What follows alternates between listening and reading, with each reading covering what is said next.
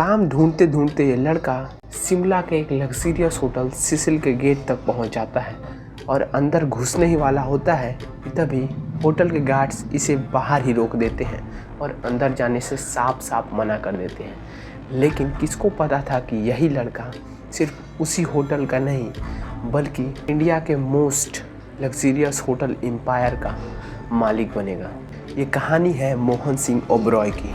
साल 1898 undivided India के Punjab province में जन्म होता है मोहन सिंह ओबरॉय का। मोहन सिर्फ 6 महीने के थे जब उनके फादर अतर सिंह की डेथ हो जाती है, जिसके बाद फैमिली का सारा रिस्पॉन्सिबिलिटी उनकी मदर पे आ जाता है। मोहन की मदर उनको एजुकेशन देना चाहती थी, इसलिए 1912 में रावलपिंडी के डीएवी हाई स्कूल में वो अपना एडमिशन करवा लेते हैं, जहाँ से उन्हें इंग्लिश स्पीकिंग और शॉर्ट हैंड राइटिंग सीखने को मिलती है। यहाँ से मैट्रिकुलेशन पास करने के बाद हायर स्टडीज़ के लिए वो लाहौर के एक लॉ कॉलेज में एडमिशन ले लेते हैं। इसी के साथ मोहन को अपने अंकल सरदार सिंह के शू फैक्ट्री में काम भी मिल जाता है। मोहन अब पूरी डेडिकेशन के साथ फैक्ट्री में काम करना शुरू कर देते हैं। कुछ महीनों के बाद घर के फाइनेंशियल कंडीशंस को देखते हुए वो अपने फॉर्मल स्टडीज़ छोड़ के फैक्ट्री में फुल टाइम जॉब करना शुरू कर देते हैं। सिर्फ कुछ महीने काम करने के बाद उन्हें शू डिज़ाइन, लेदर प्रोडक्शन और कमर्शियल ऑपरेशंस का अच्छा नॉलेज हो जाता है और इसी चीज़ को देखते हुए उनके अंकल सरदार सिंह उनको फैक्ट्री के एक नॉर्मल वर्कर से सुपरवाइज़र बना देते हैं। मोहन की लाइफ अब बेटर होने वाली थी। वो अपने मैनेजरियल पोस्ट को सेटल कर ही रहे होते हैं कि कहानी एक बहुत बड़ी डाउनटर्न ले लेती है। 1919 रॉलेट एक्ट के खिलाफ वाइड स्प्रेड प्रोटेस्ट शुरू हो जाता है, जिससे पंजाब और लाहौर के बहुत सारे बिजनेसेस नेगेटिवली इम्पैक्ट होते हैं और सिर्फ कुछ ही सालों बाद फैक्ट्री को शट डाउन करना पड़ता है। मोहन अब अनएम्प्लॉयड हो चुके थे। साल 1920 में 20 साल की मोहन की शादी गांव के एक लड़की ईशन देवी से करा दी जाती है, जिसके बाद वो एक न्यू बॉर्न गर्ल के फादर बन जाते हैं। अब बढ़ती फैमिली के साथ उनके फाइनेंशियल इनस्टेबिलिटी भी बढ़ते जाती है, इसलिए वो लगातार काम ढूंढ रहे होते हैं। लेकिन कोई काम ना मिलने के बाद वो एक नए सिटी शिमला जाने का डिसाइड करते हैं, जहाँ उन्हें नई अपॉर्चुनिटी मिल सके। शिमला उस वक्त इंडिया की समर कैपिटल थी, जहाँ हाई रैंकिंग ऑफिसर्स और टूरिस्ट आते रहते थे। जेब में सिर्फ 25 रुपये और पूरी फैमिली के साथ वो शिमला पहुँच जाते हैं। एक एक पैसों का हिसाब करके वो वहाँ एक छोटे से सिंगल रूम को रेंट पे ले लेते हैं, जिसके बाद वो काम ढूंढना शुरू कर देते हैं। मोहन अपने पहले ही इंटरव्यू में फेल होने के बाद वहाँ से निकल के जा ही रहे होते हैं कि वो अपने आप को एक बड़े से शानदार होटल के सामने पाते हैं। वो शिमला के एक लग्जरी होटल सिसिल के पास पहुंच गए थे। काम की तलाश में मोहन अंदर जाने का डिसाइड करते हैं और एक लंबी गहरी सांस लेते हुए वो अंदर जा ही रहे होते हैं कि होटल के गार्ड्स उन्हें बाहर ही रोक देते हैं। लेकिन मोहन पूरा डिटर्मिनेशन के साथ उस होटल में काम करना चाहते थे, इसलिए वो वहाँ तब तक रुकते हैं जब तक होटल के मैनेजर खुद बाहर नहीं आ जाते हैं। मैनेजर के बाहर आते ही मोहन डायरेक्टली उनसे काम के लिए पूछ लेते हैं। मैनेजर मोहन के फ्लुएंट इंग्लिश स्पीकिंग स्किल को देखते हुए उनसे इम्प्रेस होके उनको एक 50 रुपये के मंथली सैलरी पे एक क्लर्क का जॉब दे देते हैं। अगले ही दिन से मोहन पूरे इंथुसियाज्म के साथ होटल में काम करना शुरू कर देते हैं। कुछ समय क्लर्क का जॉब करने के बाद वो होटल के और भी कई सारे काम जैसे इन्वेंट्री को मैनेज करना, कॉम्प्लेक्स लेजर संभालना, कॉल बिलिंग देखना जैसे काम करना शुरू कर देते हैं। इस वक्त तक उन्हें इलीट होटल मैनेजमेंट का बहुत ही अच्छा नॉलेज हो चुका था। होटल के मैनेजर क्लार्क्स अब अपना खुद का होटल खरीदने का डिसाइड करते हैं। क्लार्क शिमला में ही एक 50 रूम का कार्टन होटल खरीद लेते हैं, जिसका नाम आगे चल के क्लार्क्स रख दिया जाता है। क्लार्क्स और उनकी वाइफ मोहन के ऑनेस्टी और बिजनेस एक्यूमेन से इम्प्रेस होके उन्हें सिसिल होटल में काम छोड़ के क्लार्क्स होटल में जॉब ऑफर करते हैं, लेकिन इस बार एक क्लर्क की तरह नहीं बल्कि एक बिजनेस पार्टनर की तरह, जहां मोहन अपने अकॉर्डिंगली कुछ भी फ्रीली मैनेज कर सकते थे।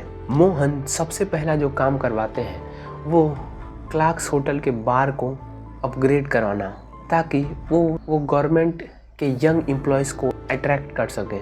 होटल में आए नए गेस्ट को मोहन पर्सनली इनवाइट कर रहे थे।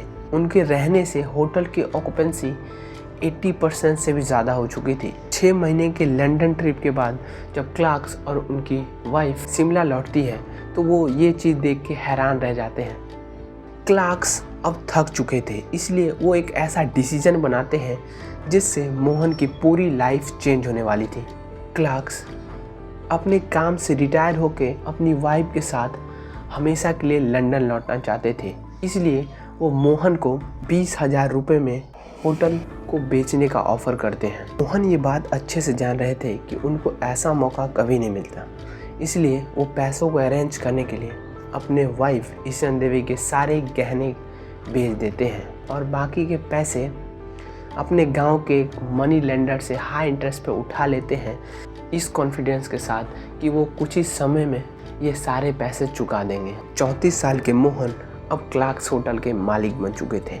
मोहन और उनकी बीवी पहले से भी ज़्यादा मेहनत कर रहे थे। वो पर्सनली होटल को मैनेज करते थे, इसलिए सिर्फ 2 सालों के अंदर वो अपने सारे लोन चुका देते हैं। लेकिन मोहन सिर्फ 50 कमरों के होटल तक लिमिटेड नहीं रहना चाहते थे। वो अपने बिजनेस को और भी ज़्यादा एक्सपेंड करना चाहते थे।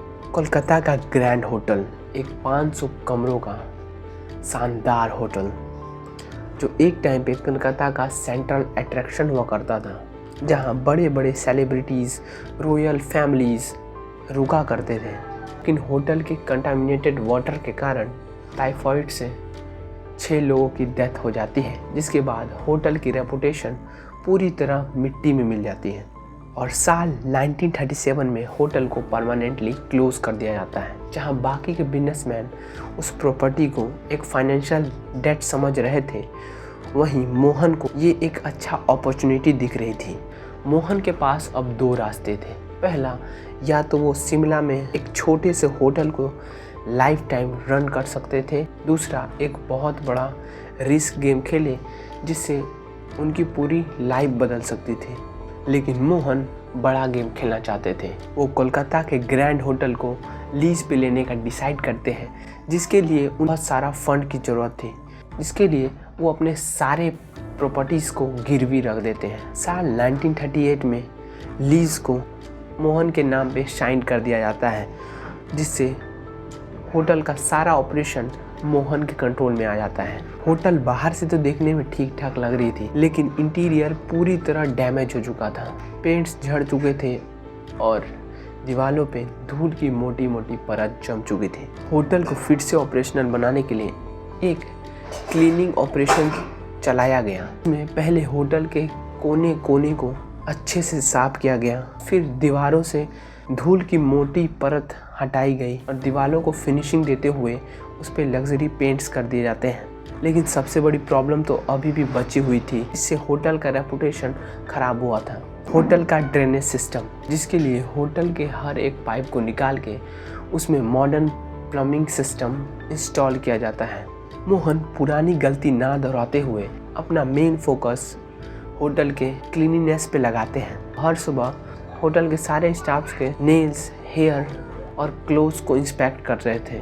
लेकिन एक बहुत बड़ी प्रॉब्लम खड़ी हो जाती है, जिससे मोहन रातों रात रोड पे आ सकते थे। सेम ईयर 1939 में वर्ल्ड वॉर 2 स्टार्ट हो जाती है और कलकत्ता हजारों ब्रिटिश सोल्जर्स का बेस बन जाता है। इतने सारे सोल्जर्स को रहने और खाने के लिए ब्रिटिश वहाँ के बहुत सारे होटल्स को अपने कंट्रोल में लेना शुरू कर देती है, जिसमें कलकत्ता का ग्रैंड होटल भी शामिल होता है। लेकिन अगर ब्रिटिश फ्री में ग्रैंड होटल को यूज़ करती तो मोहन पूरी तरह बैंकरप्ट हो जाते।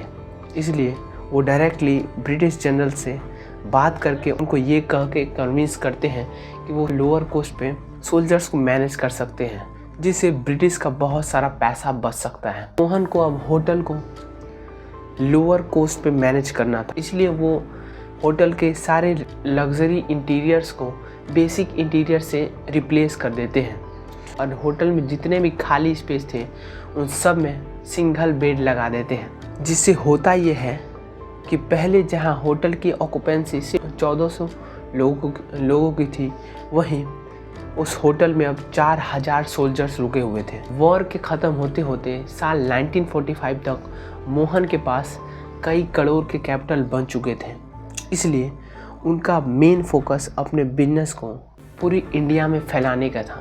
AHI उस वक्त इंडिया के 8 सबसे लग्जीरियस होटल को ओन करता था, जिसमें से एक सिसिल होटल भी था। मोहन धीरे धीरे AHI का शेयर खरीदते आ रहे थे, जिससे साल 1943 में AHI का कंट्रोलिंग स्टेक मोहन के हाथ में आ जाता है। मोहन अब इंडिया का 8 सबसे लग्जूरियस होटल के मालिक बन चुके थे, इसमें सिसिल होटल भी होता है। 1955 में मोहन नोटिस करते हैं कि इंडिया में कई सारे ऐसे हिस्टोरिकल पैलेस हैं जिसको वो लीज पर लेके एक लग्जरी होटल में कन्वर्ट कर सकते हैं, और इसी आइडिया के साथ वो कश्मीर के एक रॉयल फैमिली से बात करके हरी सिंह के पैलेस गुलाब भवन को एक लग्जरी होटल में कन्वर्ट कर देते हैं, जो इंडिया का पहला रियल पैलेस होटल बनता है।